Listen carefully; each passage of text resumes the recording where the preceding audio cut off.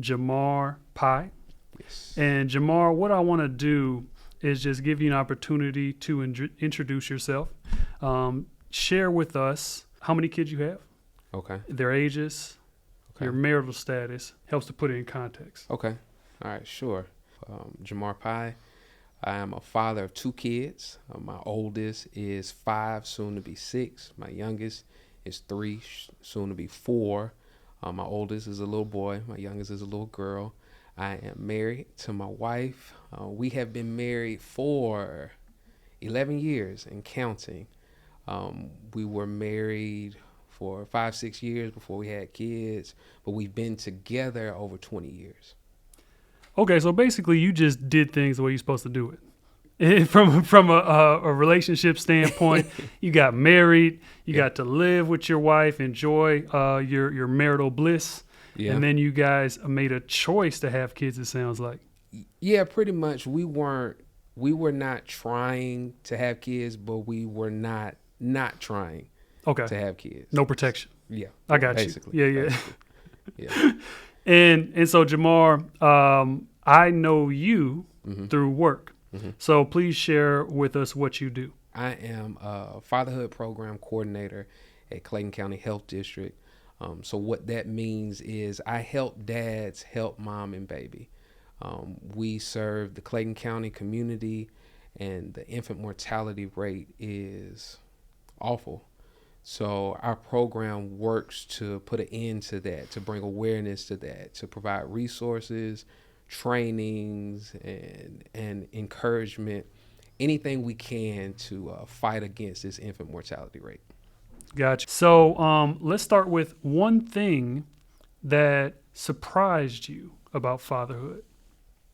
One thing that surprised me about fatherhood is just how thankless of a job it is. Mm. I knew that fathers were championed. I did not know how much fathers are overlooked.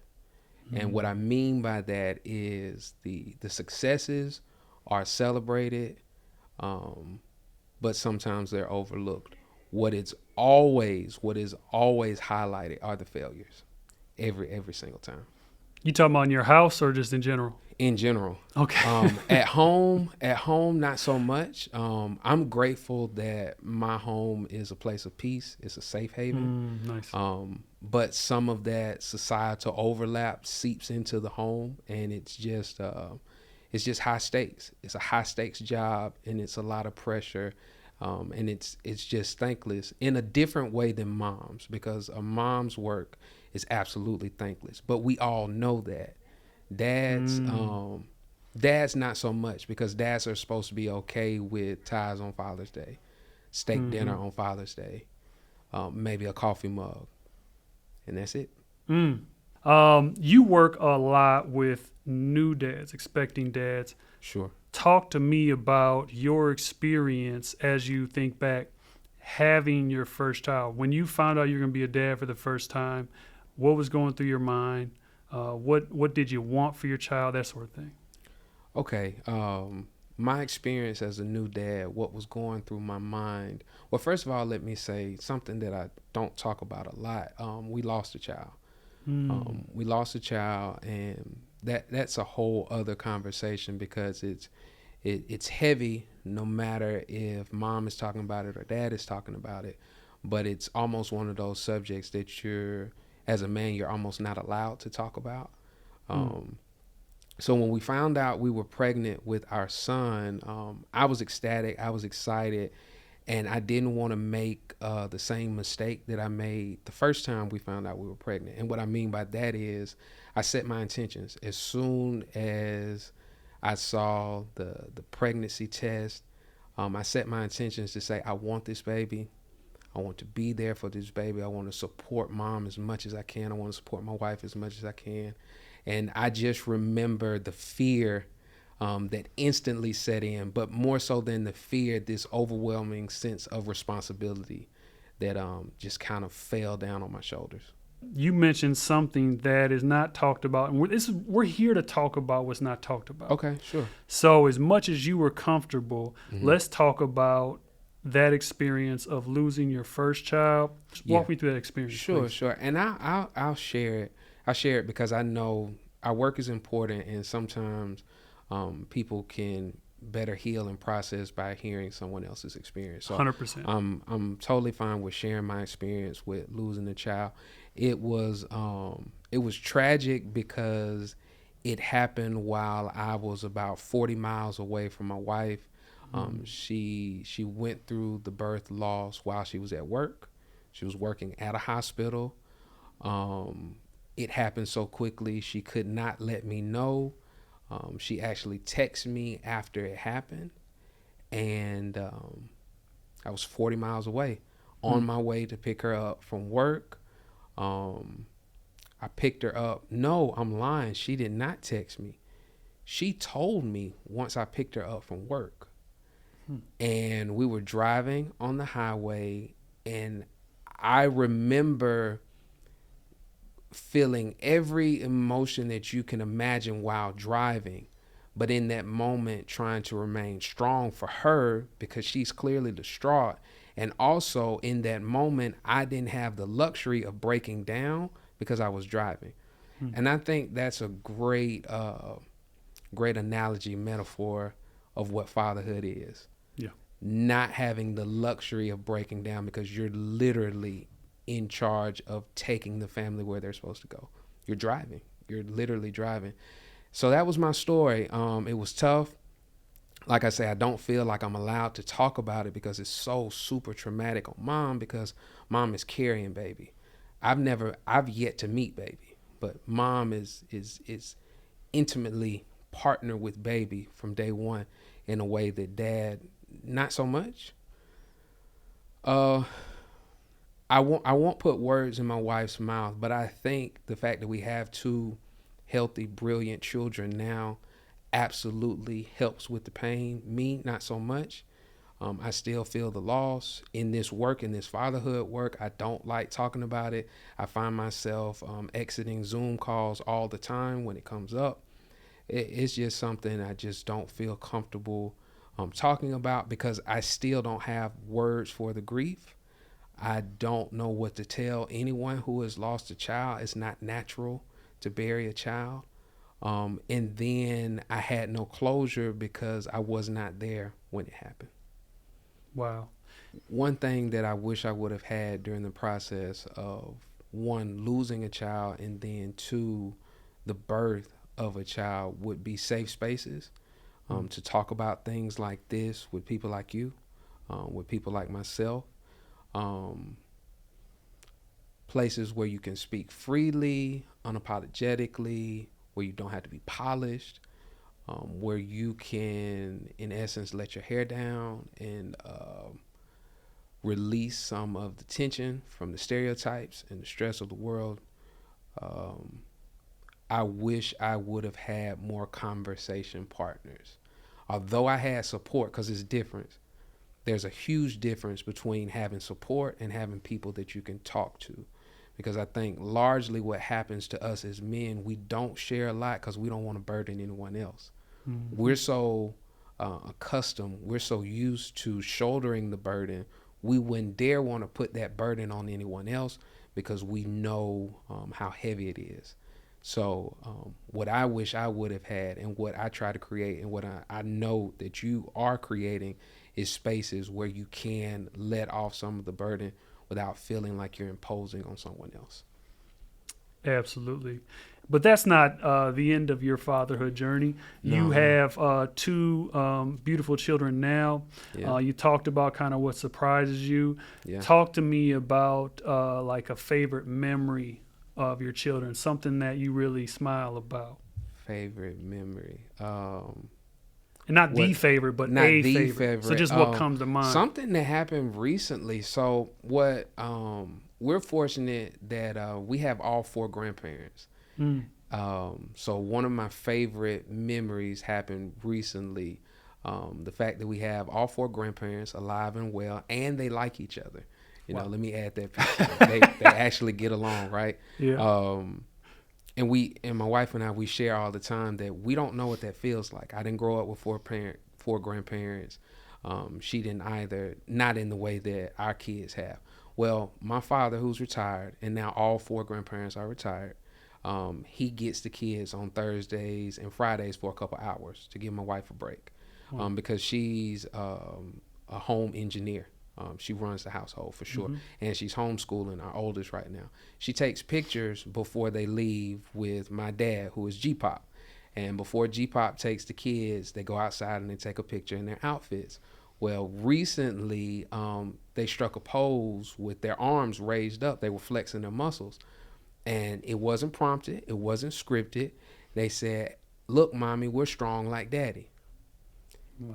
And she sends me the picture. So I love the picture. And then she added what they said while they were taking the picture. And that broke me down. Oh yeah. So I don't cry about much, but I get Yeah. so emotional about dad stuff. I get so emotional on Bro. TV, whatever. Bro. You share that with me, and I'm already getting a little emotional. Just Bro. Yeah, just even thinking about it, like, man, because it makes all the hard work make sense. Like, this is why you keep driving. Yeah. This is why you stay strong. This is why you create spaces like this to process, so that you can be that sort of influence on their lives. 100%. It's interesting. We had a listening session for the project, and one of our dads said, Stephen A. is the name. He said, celebrate the small wins. Like that's because it Yeah. is thankless and there's a delayed gratification. You don't know Yeah. necessarily if it's going to work, what you're doing, but that's a moment where you're like, they see. Yeah. They see what dad's doing. Yeah. Yeah. Yeah. Because we're super critical. We're super critical of our work. We're super critical of who we are as fathers. And we always know the days that we mess it up. Mm-hmm. We don't always know the days that we really got it right. Wow. You know, so Yeah. those moments are like, yeah, my guy, you get it right sometimes. That's right. Yeah. Wow. I love it. I love it. Okay, so some advice that I give new dads, expecting dads, that I wish I would have received, would be get your rest in a very practical. So this is nuts and bolts, what to expect the first 4 to 6 months of having a new baby. If you don't remember anything else, get your rest. So newborns wake up like every 2 hours because they got to eat. They need to be fed. Even if mom is breastfeeding and she pumps, somebody's got to feed baby. So work out a plan, a schedule, and it's real like Mike Tyson vibes. Everybody has a plan till you get punched in the mouth, right? But work out a plan such that you have an anticipation and an expectation of what the middle of the night is going to look like. You might get some time off work. You might not get work.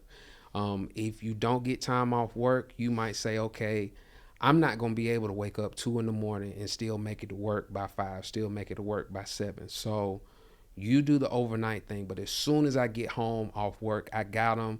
I got bath routine. You know, you get a couple hours. Just communicate with your partner such that you have an expectation so that you can get rest, because the job of parenting is literally the lack of rest for about the first 4 to 6 months. That's real. Now, you experienced that lack of rest for 4 to 6 months. You experienced for the first time, and then you kind of had a little bit of understanding moving forward, a little bit. But babies change, right? The first experience may not be the second. Completely. Yeah. Completely. Yeah. So yeah, with our second child, things changed such that she didn't suck her thumb, nor did she like a pacifier. She was irritable literally every day of her life for the first 4 months of her life. She forced us into sleep training. So if you're not familiar with sleep training, it's literally getting baby ready for bed, closing the door, and not going back in there until they go to sleep. We sleep trained her for 3 days in a row. The first night we sleep trained her, she cried for 48 minutes straight. That was the most grueling experience of my life. From my wife wanting to go in there to get her after 11 minutes, to me wanting to go in there and get her after 25 minutes, to us sitting on the stairs just holding one another like, it's not going to hurt her. It's not going to hurt her. Eventually, she tired out. The second night, she cried for 25 minutes. The third night, she cried for 11 minutes. The fourth night, she went to sleep after about 2 minutes, and she has been a sound sleeper ever since.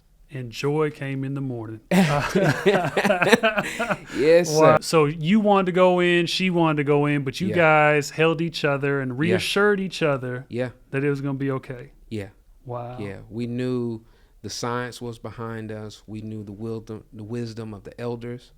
We knew the wisdom of the elders was behind us. And then we had one another in that moment. It was tough, but it was so worthwhile because she's regimented. She has a routine. Even when she goes and spends the night with her uncles and her TTs, she has a regiment. She has a routine. And that's the part when I talk to new dads in particular and new moms, that's the part that they've tried it, but after 12 minutes they went in. And one of the things that the elders and the scientists both agree upon when it comes to sleep training is you cannot go in the room because you literally start everything over. You just have to endure it. Talk to me a little bit more about your experience at work. You offer your support and services, and it benefits dads. So talk to me a little bit about how that benefits dads, and then we're going to talk about how we can get more dads involved or why more dads don't show up. Okay. So my work benefits dads because my work helps dad to help mom and baby in a very specific way. If nothing else, my work highlights some of the disparity in health, some of the disparities in infant mortality, some of the disparities in resources that moms and babies have. So it shines a light on the fact that a lot of moms who don't have dads involved not only don't have that partner to help them, but they don't have the resources that they need. So what I do is I help dad help the family. So my fatherhood program is different than some others. So I'm shining a light on health disparities. I'm offering resources in a small sense, but then I'm also partnering with more robust fatherhood programs that maybe have more funding, maybe have less red tape, who can then take dad a step further and really work on the personal development that also has to happen within our work. So it's great to develop the family. That's why this grant has funded our program. But once dad helps family, then somebody has to focus on dad. I can start the conversation, and then I can partner dad with an organization like yours that can go a step further. What are some barriers for dads? Why don't more dads participate in programs like yours, like mine? I think some of the barriers that stop dads from participating in fatherhood programs, quite frankly, for one, dads are busy. And as fathers, a lot of times we have tunnel vision. We have a very good insight. We have a very good point of view on what we need to get done. And we're so used to being on our own that we lock into the work and we don't stop and take a breath. So we literally, as fathers, don't have time to pick up the phone. We don't have time to respond to that text message. And then also there's so much, how can I say this? There's so much solicitation for our attention, for our time, even for our money. So it's a barrier to the work because through a text message and a phone call, our fatherhood work sounds just like everyone else. Hey, Joe, I have something to offer you. Will you sign up? Can you give me your life story in about 30 questions? And then I'll give you a pen and a notebook. So it's tough, but our work is so much deeper than that. Again, how would I know that if I'm a busy father just trying to provide for my family? And then another barrier is that as men, we often don't know how to ask for help. First of all, help is frowned upon. We don't have as many resources as we need. And then when we do ask for help, a lot of times it falls on deaf ears. Wow. Yeah. That's it. How do you recommend we use a tool like this video series to reach more dads and to bring them to more programs like yours? So I think we use tools like this to bring more dads to programs by doing exactly what you're doing, having honest conversations and dissecting the content so that it's more attainable and it's more digestible. While a 15-minute conversation might be powerful and moving, a 15-second clip that's targeted content about an issue that you and I both know will resonate with dad, might help dad leap over that barrier in ways that a text message won't, in ways that a phone call can't, in ways that a YouTube video won't as well. So I think if I had any advice for you, keep doing things like this, and just continue to make it relatable. You've made me feel comfortable to share about things that I normally don't.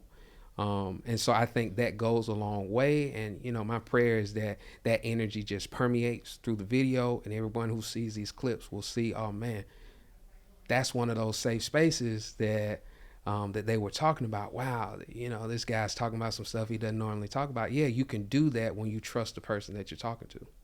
Absolutely. Absolutely. That's great advice. I do want you